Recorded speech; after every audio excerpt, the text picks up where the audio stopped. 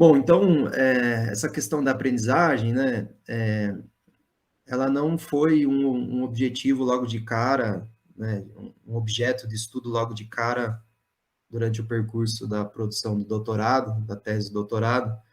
Foi uma coisa que já era apontado no seio ali do GPF, ainda nos encontros presenciais, como um tema que deveria ser tratado em algum momento, né, porque havia ali uma certa esquiva do termo aprendizagem, da palavra em si, ainda que os efeitos dos estudos culturais estivessem sendo estudados de forma intensa, assim, né? Sempre estava tendo alguma dissertação ou tese, ou mesmo alguma produção do Marcos e Mário tratando, assim, dos efeitos do currículo, né? E aí, né, não tem como negar, trata-se de uma questão de aprendizagem, né?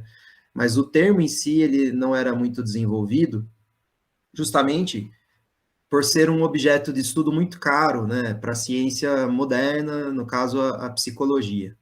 Então, assim, todos nós tivemos aulas de graduação onde esse tema da aprendizagem se apresentou ali a partir ou de um desenvolvimentismo, que é o mais comum, né, a partir de autores da teoria desenvolvimentista, e alguns poucos aí devem ter tido contato com a aprendizagem a partir das teorias históricos culturais, né, falando ali Vygotsky, por exemplo, né? Então, alguns autores que vão questionar um pouquinho os preceitos piagetianos, mas ambos possuem ali uma razão, uma raiz moderna, né? Então, como esse tema é um tema específico de uma ciência, e essa ciência tem lá a sua gênese no pensamento da modernidade, então, inevitavelmente, essas teorias, elas estavam tratando do conhecimento enquanto uma descoberta, né? Então, ali partia-se da ideia de que o progresso científico apresentaria verdades mais próximas de uma realidade, né? Essa realidade, então, ela era tida enquanto uma representação, né? O conhecimento seria um retrato fiel da realidade. A realidade seria uma objetividade inegável, né? Então, buscava-se cada vez mais essa aproximação objetiva com a essência da realidade, né? Então, o texto que foi deixado para leitura como referência para a data de hoje, né?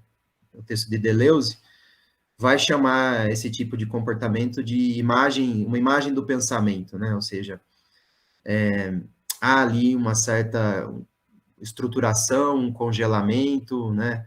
Uma certa modelização de como se deve pensar, uma identidade do pensamento, né? Uma verdade absoluta e universal sobre as coisas. Então, se o tema da aprendizagem foi tratado nesse seio, né, da psicologia moderna, é inevitável que ele incorresse nesse mesmo modus operandi de tratar conhecimento, sujeito, verdade, né, relação de causa e efeito, não teria como fugir desse escopo, né, sendo também um subproduto aí do processo científico moderno. Então, todas as teorizações que nós aprendemos na graduação, eu duvido muito que tenha fugido aqui na graduação de nós muito desse escopo bem tradicional, né, da teoria desenvolvimentista, de autores como Piaget, sei lá, Erikson, Brunner, né, Vallon, tem uma série de autores aí que vão apresentando, até mesmo autores que não são cognitivistas, né, eu acho que talvez a discussão da aprendizagem tenha passado em algum momento pelos comportamentalistas, né, ou behavioristas, Pavlov, Skinner, né, sempre essa dicotomia corpo e mente. O que todas essas teorizações têm em comum é justamente essa raiz moderna, justamente entender a aprendizagem enquanto um processo controlável, né, onde você pudesse entender as suas premissas, a sua sistematicidade, a sua estrutura, e a partir de então você, o ser humano, o cientista, o professor, né, consequentemente, teria a capacidade de controlar essas variáveis, né, consequentemente, o seu subproduto, né, que seria justamente o controle dessas formas de aprender, né? Isso é um problema, sempre se configurou como um problema no âmbito do currículo cultural, porque este se alimenta, como vocês devem ter discutido incessantemente ao longo da disciplina, das teorizações pós-críticas, que elas apontam, aí me perdoem se eu estiver sendo redundante ou repetitivo, eu não sei em que ponto a discussão andou, não andou, né, em que pé vocês chegam até aqui, então eu teria que ter esse cuidado de repassar algumas coisas que talvez já tenham sido bem mastigadas. Aí eu peço desculpas antecipadas por isso. Mas, se na teorização pós-crítica o conhecimento ele é uma construção e não um desvelamento, né? Se o conhecimento não é objetivo, mas ele depende da perspectiva, né? Há um perspectivismo do conhecimento que é dado não só pelo ponto de vista, mas também pela sua imersão em relações de poder, né? Não é um processo pacífico, não é um processo tranquilo, não é um processo, né, isento de problemas, a produção de conhecimento, né? Haja vista que os efeitos, né, irão beneficiar X, Y ou Z. Então, é inegável que a disputa por controlar os efeitos da produção de conhecimento se deem de maneiras intensas, né, aí na estrutura social. Então, se nós entendermos o conhecimento a partir disso, né, e negarmos a essência, a ideia de essência que estaria presente em qualquer conhecimento, em qualquer ideia, no sujeito, né, negarmos não a racionalidade do sujeito, mas o sujeito racional, não é? Que não é negar a capacidade de criarmos construtos racionais que facilitem a nossa vida, mas é negarmos a ideia de que as nossas relações se dão somente por essa ideia de consciência ampla e poderosa, de um domínio sobre a natureza, né? Então, há aí uma negação, não da racionalidade, mas da racionalidade enquanto totalidade, tá? Uma ideia de um pensamento sem imagem, né? Para contrariar o termo anterior, quando a gente falou de imagem do pensamento. Então, o pensamento sem imagem seria essa liberdade de pensar sem as restrições de uma amarra doutrinária, né, de um congelamento, de uma estrutura que imobilize a produção da diferença aqui, diferença não cultural, diferença no pensamento mesmo, né? Então, essas premissas da teorização pós-crítica, elas ferem de morte os construtos teóricos da psicologia moderna, atingindo todas as teorias da aprendizagem construídas até então. Não se trata de dizer que tais teorias são ruins, ou são inadequadas, ou ultrapassadas, nem de negá-las enquanto valor científico. Se trata de questionar as premissas da qual elas partem. E também não se trata de dizer que um trabalho ancorado na perspectiva pós-crítica não possa utilizar conceitos, teorias que são modernas ou críticas, mas teria que passar, né, por um deslocamento filosófico profundo, porque se for utilizado de maneira simplificada, simplória, corre-se o sério risco, né, de trabalhar com coisas que são extremamente contraditórias, né? E aí não há necessariamente um valor na contradição, né? Uma espécie de pensamento dialético.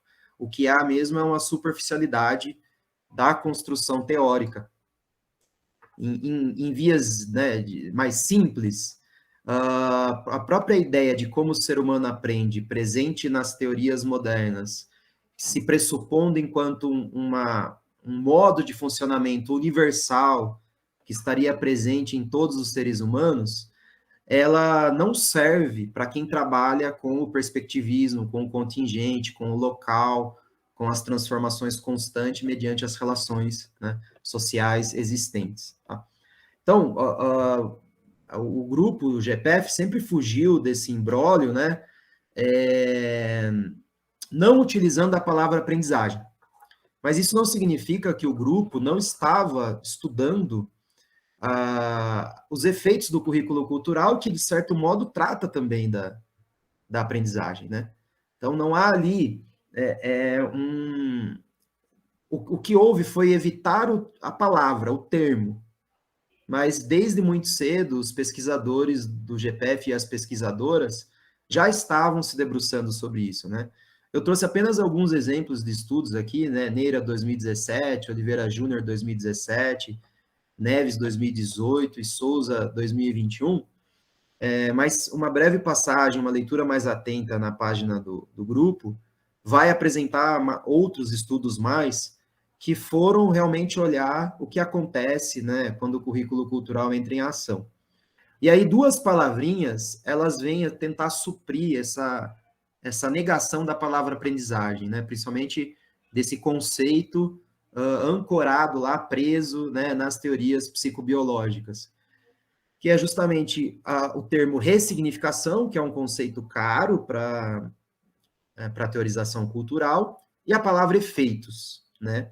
Ambos tentam aí dar conta desse problema, desse imbróglio, né, para o currículo cultural, para essa linha de pesquisa, digamos assim, né?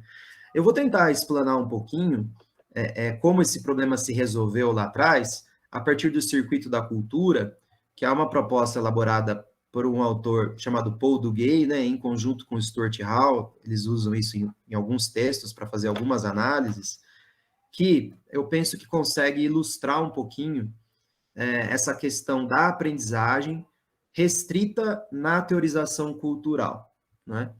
Então, assim, talvez vocês tenham sido apresentados a esse circuito, né? Talvez eu faça aqui uma explicação mais enviesada, interessada para essa questão da aprendizagem, né? Não vou me reter aqui em todas as implicações que esse modelo analítico permitiria para pensar, né, a cultura ou alguns espaços culturais específicos, como a mídia, né, que foi onde o grupo dos estudos culturais se destacaram, ou a escola, né, que é aí o locus do currículo cultural, né?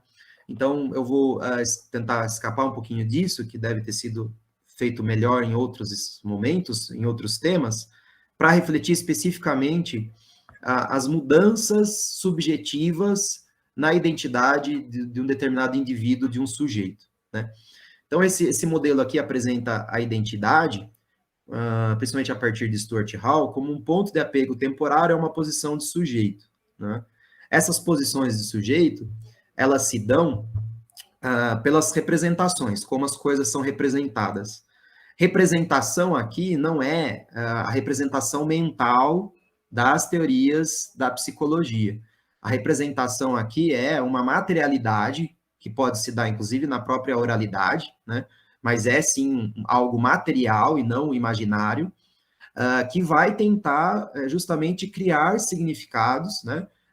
Representando um conjunto de significados, né? Um conjunto de ideias que nesse espaço da cultura vai enfrentar outras ideias, outras representações possíveis, né? Tentando criar, então, estabilizar o que seria uma identidade e, consequentemente, marcando o que é a diferença, né? Então, tem um jogo aí que toda vez que a identidade é marcada, automaticamente estabelece o que é a diferença, que é justamente tudo aquilo que não é identidade, né? Então, Stuart Hall usa bastante isso para pensar a questão da regulação cultural, né? Porque justamente as relações de poder se dão na tentativa de regular como as coisas são representadas. Porque quem detém o poder de controlar as representações, né, por efeito, consegue estabilizar a ideia de identidade, seja uma identidade de um sujeito específico, seja uma identidade docente, uma identidade institucional, uma identidade, né, para um objeto específico, né? Aí o campo da linguagem é vasto e vai dar conta de todos os campos sociais, né? A relação da produção e do consumo, ela é especificamente adotada por Paul Duguay para pensar o quanto essa regulação também se dá dentro de uma lógica capitalista, né? Que justamente a produção e esse consumo vai atender a esse jogo de produção de identidade da verdade. Não é muito o que nos interessa aqui, tá? O que interessa aqui especificamente é pensar esse eixo aqui da representação e da identidade, né? Então, a aprendizagem pode ser entendida parcialmente, né, para atender a essa teoria cultural, como a composição de uma identidade, né, a partir das representações. Então, se a gente entender a construção identitária como um processo de aprendizagem, o que o currículo cultural faz é desestabilizar as representações hegemônicas, possibilitando a construção de outras identidades, né? Identidades que adviriam desse espaço da diferença, né? Que se ficar dentro do jogo já estabilizado do poder, são formas de ser e existir no mundo que jamais encontrarão espaço para serem identidade, né? Mesmo que num espaço minoritário, mesmo que ainda dentro da... Porque nunca se escapa dos jogos de representação, de luta, né? Então, mesmo que ali lutando por espaço, se não houver essa desestabilização, o que nós temos, então, são pessoas que não encontram espaço, né? Nessa arena cultural, tá? Para criar formas de viver, tá? Então, a luta aqui, né, é para que se aprenda, né, outras formas de se regular, né, para que aprenda outras formas de representar, para que aprenda que é possível constituir outras identidades, né. Então, um termo muito citado nas obras do currículo cultural é uma identidade sensível às diferenças, né.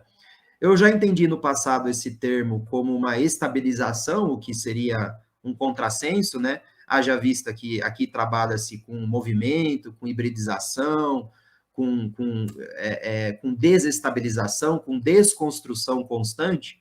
Então, daí talvez pudesse ser um contrassenso pensar numa identidade sensível à diferença.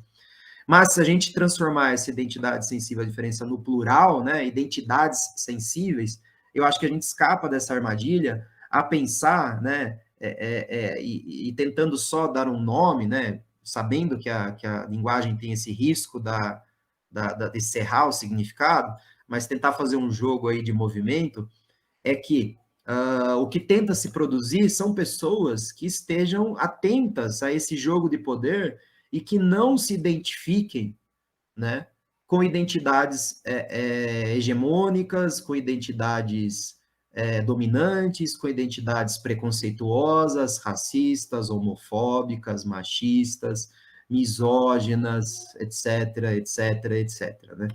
Então, seria a aprendizagem aqui no currículo cultural seria o processo de desestabilização das representações, propiciando espaço para que outras identidades, né, surjam, né, apareçam, se produzam, né, aconteçam, né, sempre dentro dessa lógica dos jogos de poder.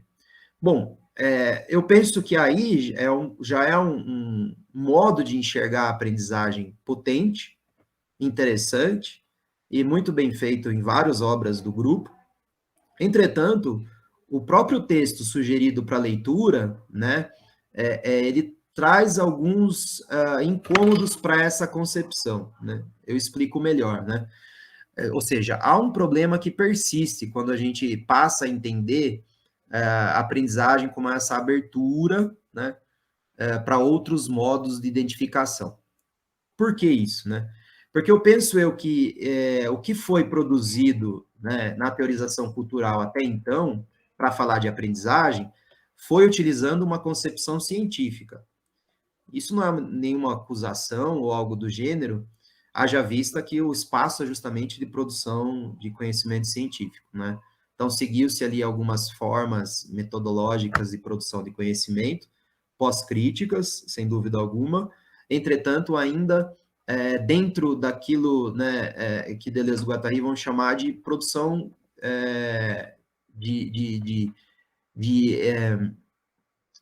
ele vai dizer que a ciência, ela faz um recorte no caos, entendendo o caos como a falta de qualquer conhecimento, tá? De qualquer conexão, com qualquer lógica, com qualquer, sim, produção de sentido, né? Então, o recorte que a ciência provoca no caos é aquele que vai tentar estabelecer um eixo XY no sentido de mapear cada relação de causa e efeito, né? Então, você vai ali realmente esquadrinhando, né, o caos que é a realidade, para tentar mapear, né, pequenas formas, né, de entender essa organização do conhecimento. E aí, isso é um modo diferente de se organizar o caos a partir da filosofia. Não há qualquer espécie de hierarquia entre a ciência, a filosofia e a arte, tá? Então, não há aqui qualquer crítica no sentido de que uma maneira de olhar é mais interessante, ou mais produtiva, ou mais verdadeira do que a outra, tá? O que há são as organizações teóricas que cada pesquisador, pesquisadora faz no seu ato de produção de conhecimento e pegando o grupo como um todo, eu estou me referindo ao que havia sido feito até então, né? Eu confesso que, se não fosse o texto de Deleuze, citado para a obra, né, como obra de referência para essa disciplina, talvez a gente pudesse até aprofundar um pouquinho esse debate acerca do circuito da cultura e, de repente, pegar essas obras que eu citei aqui brevemente, né, para ver como exemplo de como essa aprendizagem focada na questão cultural poderia se dar, né? Entretanto, o texto aqui abriu margem, né, para a gente problematizar um pouquinho. Problematizar justamente a partir da filosofia, né? Então, qual é a provocação aqui que está sendo feita a partir do texto de Deleuze? Vamos lembrar, vamos voltar aqui na questão da representação e da identidade. Seja via mídia, seja via qualquer outra instância da cultura, seja através de uma aula, né, de qualquer disciplina, ou especificamente uma aula da educação física, que está ancorada no currículo cultural, quais são as garantias que nós temos que, ao trazer discursos que desestabilizem as representações que os discentes possuem, os discentes e as discentes possuem, qual é a garantia que nós temos que isso provocaria uma sensibilidade à diferença na identidade discente, né? Então, não há garantias, tá? Então, isso traz aqui uma provocação no sentido de que, veja, a aprendizagem não é um objeto científico moderno por excelência, como é materiais, por exemplo, né? Quem faz engenharia tem uma disciplina lá, resistência de materiais.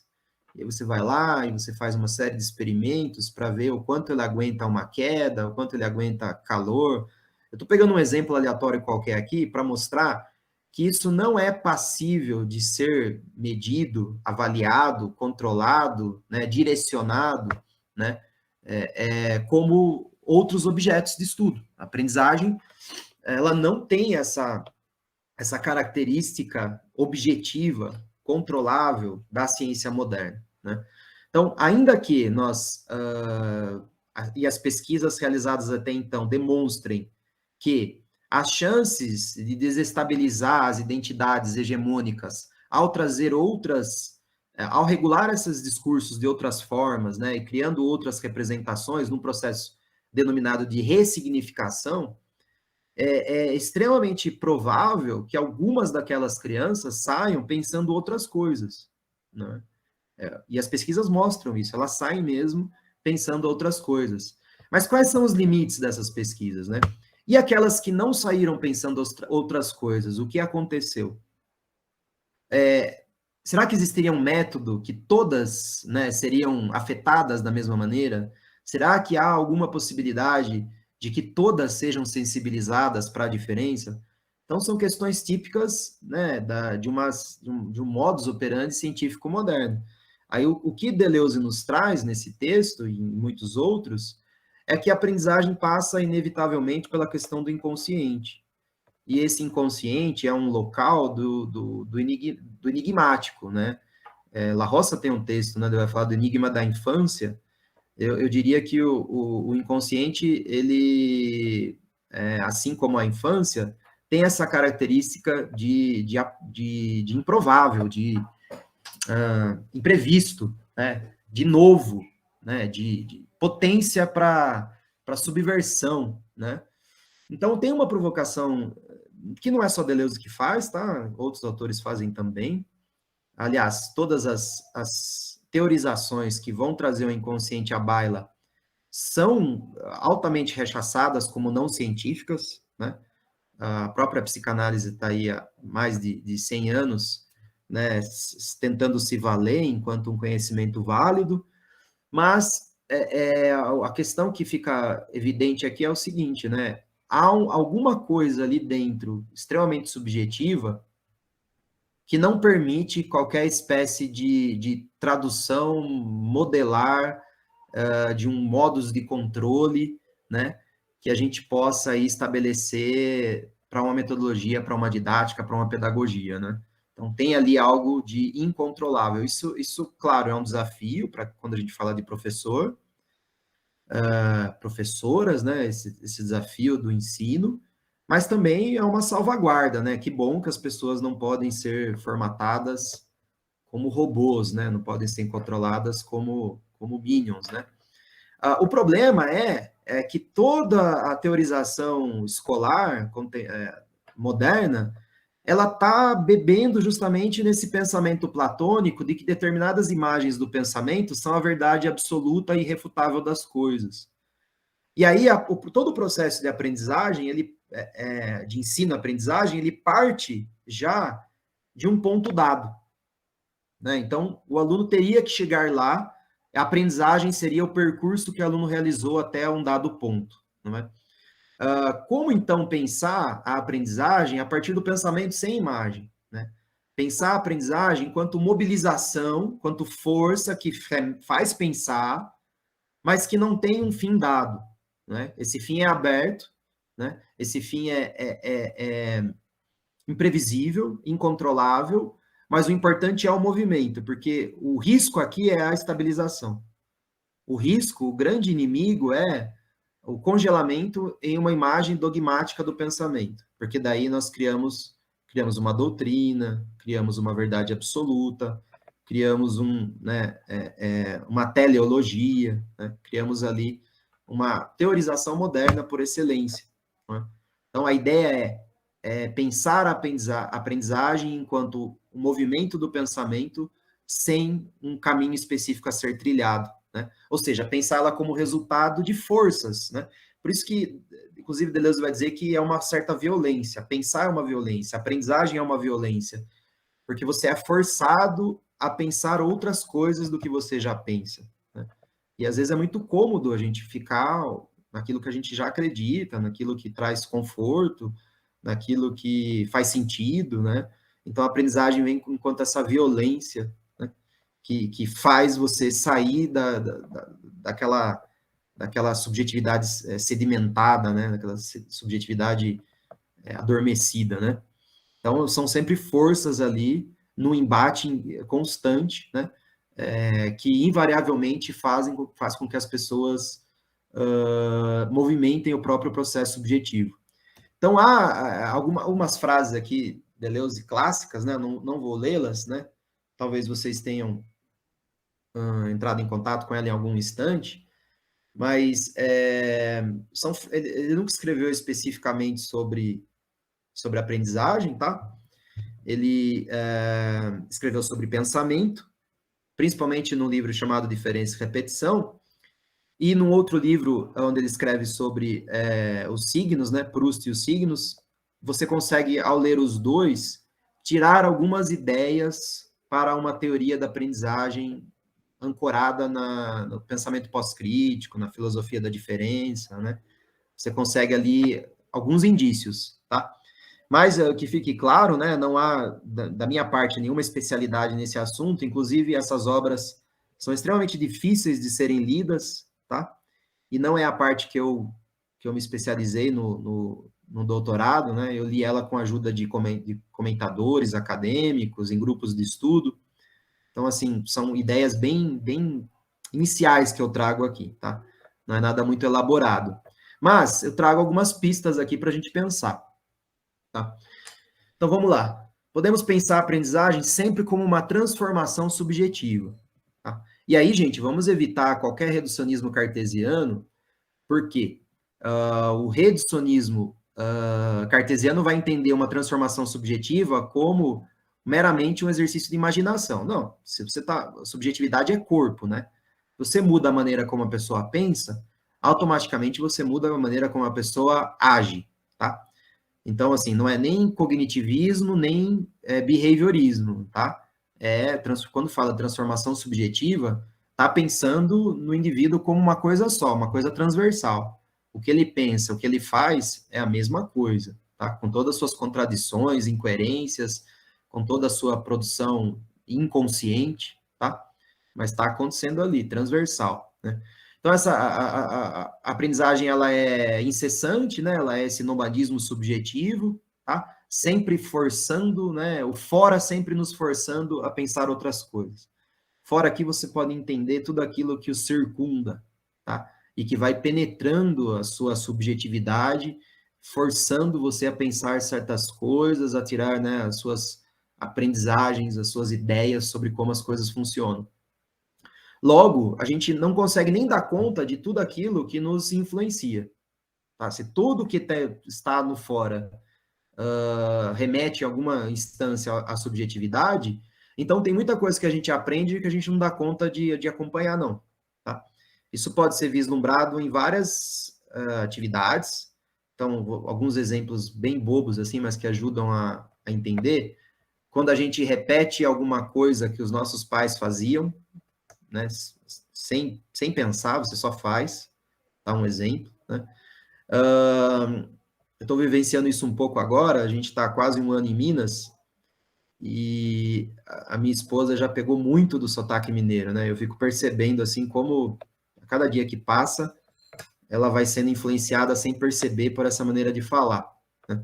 Eu fico pensando se está acontecendo a mesma coisa comigo, né? Mas eu não dou conta de ver isso. Um outro exemplo, né? Eu venho do jiu-jitsu, pratiquei uns anos aí, e muitas vezes você sai frustrado porque você acha que você não aprendeu nada, e aí um belo treino, você coloca lá um monte de coisa para acontecer, assim, né? Sem pensar muito, você reage, age de maneira inconsciente mesmo, respondendo ali as demandas da luta. Por quê? Porque você não dá conta de acompanhar esse processo, né? O quanto as ideias foram corporificando, o quanto esse fora foi formando, né?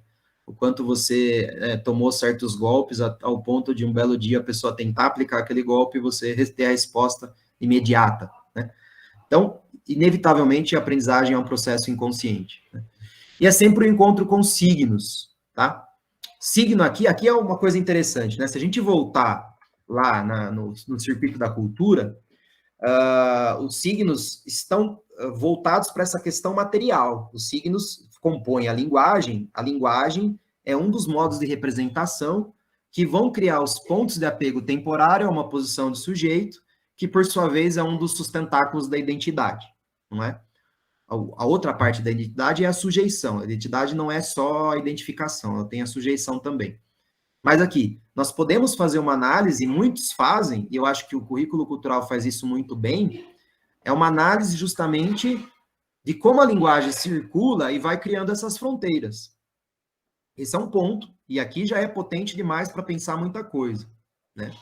Entretanto, né, voltando aqui para o encontro com signos, signo em Deleuze não é necessariamente a linguagem, né, enquanto uma estrutura, enquanto uma escrita, enquanto uma oralidade. O signo aqui é da ordem da afecção, é da ordem do afeto, é da ordem de você olhar uma coisa e aquilo te afetar, ou não, né?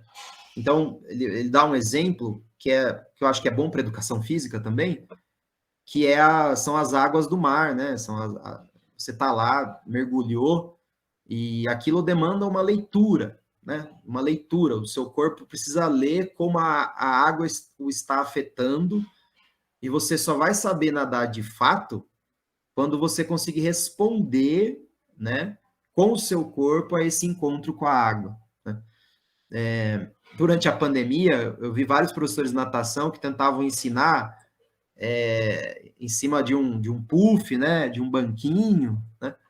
Então, eu vi aulas teóricas de natação na carteira, antes de ir para a piscina, Então, se a gente estiver operando aqui com essa teorização,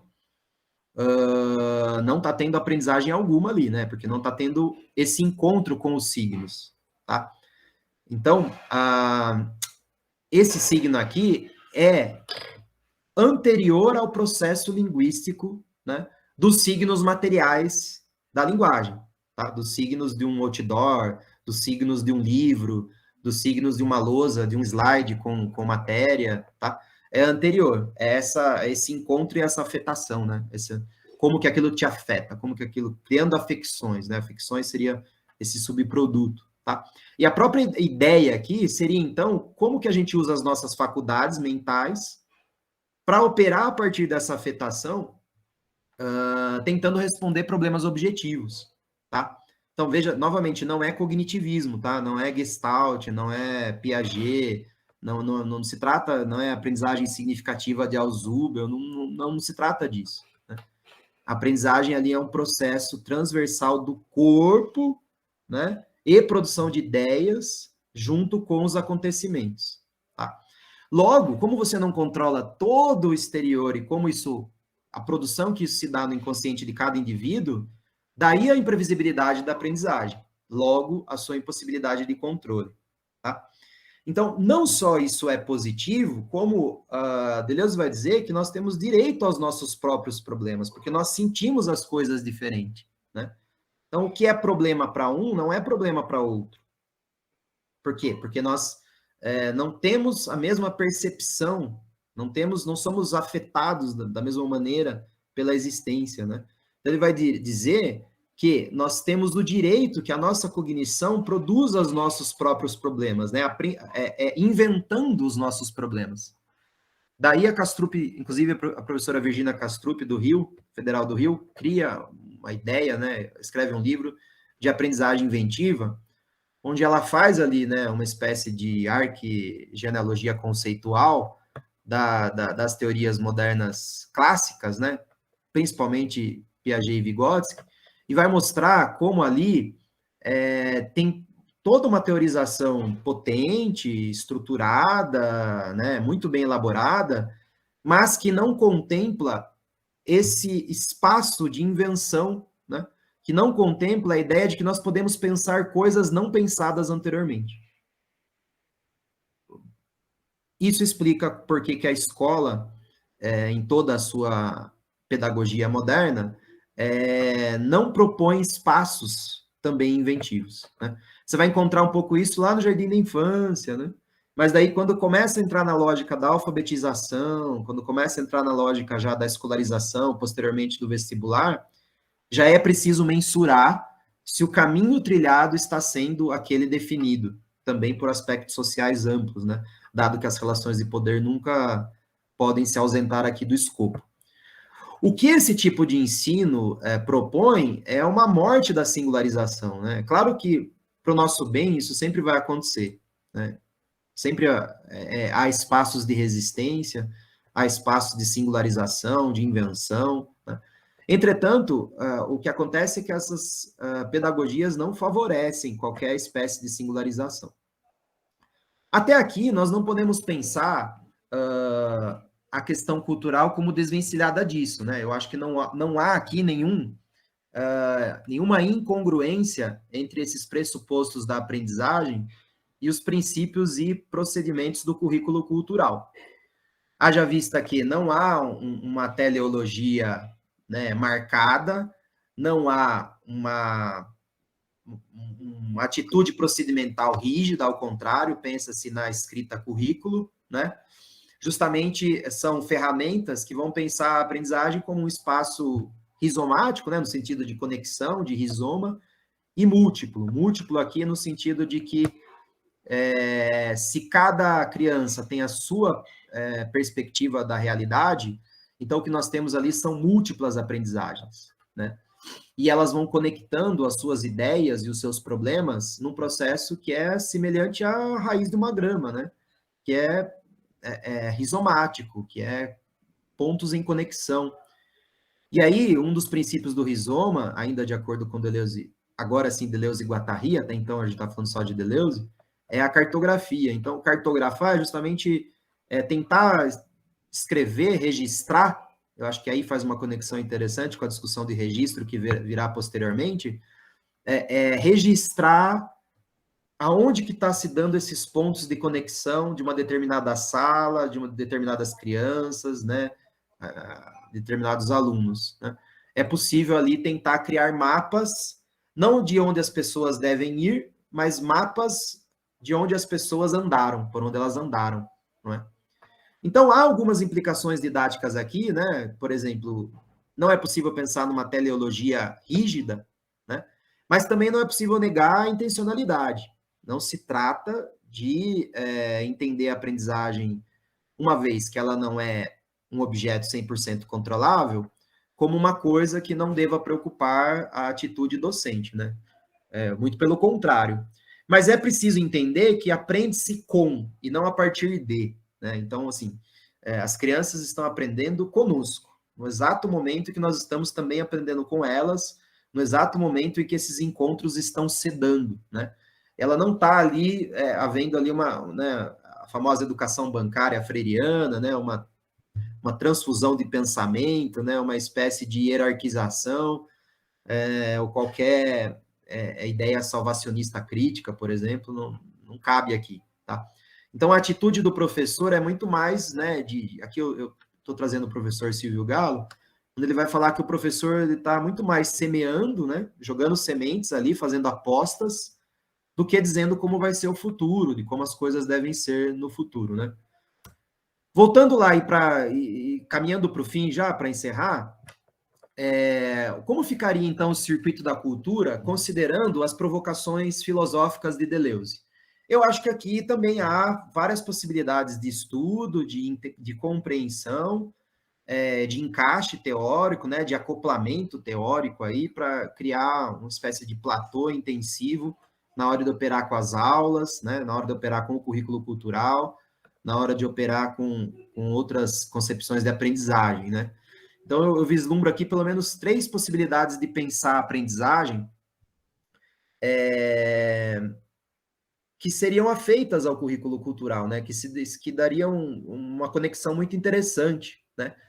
Então, o primeiro ponto é entender os limites desse grafismo aqui, tá? Esse mapa, ele não dá conta da complexidade das relações, tá? Então, aqui ele é meramente uma ilustração para eu não esquecer de falar certas coisas, né? Então, talvez a primeira concepção de aprendizagem que a gente possa pensar é justamente essa aprendizagem cultural, tá? Onde os princípios e os procedimentos do currículo cultural agiria nessa regulação discursiva para tentar abrir espaço para outras representações, consequentemente abrindo espaço para outras identidades. Aqui já dá uma ideia de aprendizagem bem interessante, né? Pensar a possibilidade de criar identidades sensíveis à diferença, tá? Se uma vez eu critiquei esse termo, hoje ele me parece interessante na medida em que, no plural, não se tenta controlar nenhuma espécie de local a se chegar, mas se tenta criar nas pessoas uma sensibilidade empática às necessidades dos outros, né? E o outro aqui no sentido filosófico mesmo, de aquele que não é representado enquanto identidade. Então, aqui já é uma concepção de aprendizagem potente, né, que muitos autores e autoras do GPF trabalharam, e já dá para fazer bastante coisa. Entretanto, se a gente for em Hall, ele vai dizer que a identidade, ela é identificação e sujeição. Ela não é só um processo de investimento num currículo, num discurso socialmente dado, né, socialmente naturalizado, melhor, né, porque não podemos esquecer das relações de poder. Há também um processo de sujeição. Então, assim, a gente não vai como se estivesse caminhando, né, num bosque florido, pegando os frutos que nos interessam. E esses frutos irão compor a nossa identidade. Não se trata somente disso. Se trata também de processos que nos assujeitam, não é? Coisas que nós somos obrigados a viver e que muitas vezes nós não queremos lutar contra, mas que mesmo lutando, tendo sucesso ou não nessa luta, deixam marcas, né? Então basta, todo mundo aí em algum momento na vida foi diferença, foi oprimido, basta pensar nesses momentos para te lembrar que tenha você superado ou não esses momentos, eles deixaram ali vestígios subjetivos, reminiscências identitárias, né?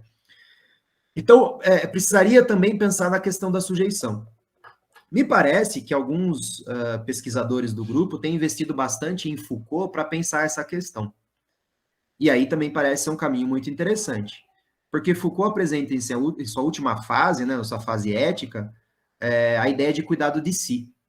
Então, talvez pensar a aprendizagem enquanto um cuidado de si discente, né, nós temos aqui a professora Marina, que já pensou num cuidado de si docente, mas talvez pensar a aprendizagem nesse sentido seja como produzir, né, subjetividades, ou pelo menos possibilitar que as crianças identifiquem as relações de poder nas quais elas estão imersas, para que elas façam esse cuidado de si, né? Bom, ao expor, né, os modos de regulação discursivo, as operações de poder mais amplas na sociedade, é possível que a criança desenvolva técnicas, né, sempre singulares, sempre únicas, que também não se abstêm de debate, de sugestões, né, de técnicas, de pedagogias, mas seria possível, então, criar esse movimento de cuidado de si, né, que é amplamente discutido no âmbito filosófico Foucaultiano, mas que talvez precisa ser adaptado para um contexto pedagógico, né, como uma criança, um jovem, né, nos seus vários níveis de ensino, poderia, então, desenvolver essa capacidade, né, de fazer um cuidado de si. Foucault deixa algumas sugestões, não vou me aprofundar aqui. E, por último, para identificar uma terceira possibilidade de investigação da aprendizagem, seria ainda com o Hall. Hall vai dizer que essa identificação também precisa ser melhor estudada. Então, veja, eu não estou falando da sujeição, né? Eu não estou falando daquilo dos discursos que me acometem. Eu estou falando por que eu invisto em determinados discursos, né? Por que eu gosto mais do São Paulo do que do Palmeiras? Por que eu, né, gosto de determinado esporte do que de outro? É claro que isso tem a ver com o circuito da cultura, tá? Então, assim, eu trouxe essa imagem justamente para não negar a complexidade dessas relações. Mas, em algum nível, há ali uma singularidade do indivíduo. Algumas teorizações tentam explicar isso daí. A psicanálise é uma delas, né?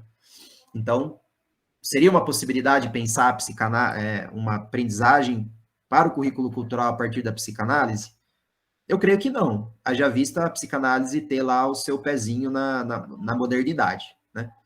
Pode haver controvérsias, não sou nenhum especialista no assunto, mas penso eu que Deleuze traz aqui uma opção mais interessante para pensar essa questão do desejo, né? Do porquê eu quero ser certas coisas.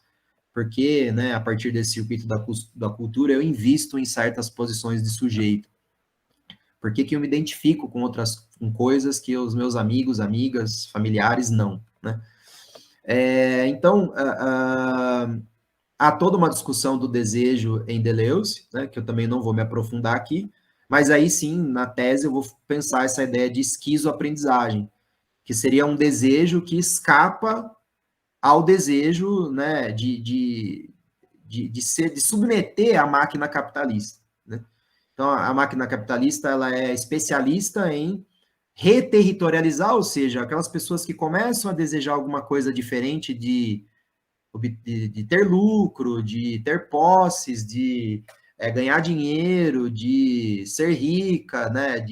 Então, qualquer pessoa que começa a escapar desse modelo, que coloca em risco a produção de lucro, que mantém o sistema funcionando, ele tem essa capacidade de capturar isso e transformar no mercado, né? Basta ver como no campo da arte, várias manifestações que começam como resistência, em pouco tempo elas viram de música nichada a música mainstream, né? De movimento nichado a movimento mainstream, né? Na educação física isso também é possível ser vislumbrado em vários espaços. Aqui em Sorocaba está uma febre de beach tênis, é isso? Não sei se é beach tênis, sei lá, uma coisa assim. Então, esse é um exemplo, né, de como o capitalismo vai capturando o desejo das pessoas novamente. Todos aqueles que tentam viver uma vida que não seja regulada por discursos de produção e consumo, meritocracia, riqueza, etc., eles sofrem ostensivamente com a tentativa de captura de outros discursos. Então, Deleuze vai propor aí, né, uma esquizoanálise, né, uma análise dos seus próprios desejos, para tentar ver se esse desejo por pertencimento à máquina capitalista não pode ser confrontado. Então, se a gente pensar a transformação subjetiva como também uma transformação de aprendizagem, poderíamos pensar em uma aprendizagem que seja movida por desejos singulares e não por desejos, né, capitalistas, digamos assim. Claro que há alguns riscos aí, né?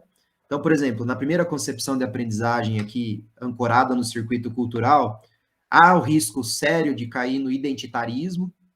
Então, ao invés daqui operar para trazer outras representações, para abrir espaço para a forja de outras identidades, eu venho com um discurso, tentando regular os discursos para criar uma identidade específica, não é? Isso é o risco dos movimentos identitários mais radicais, digamos assim. Eu não nego a importância desses movimentos no âmbito da política, mas eu sou obrigado a dizer as ressalvas no âmbito, né, acadêmico, dos riscos filosóficos, né, de inverter o sinal.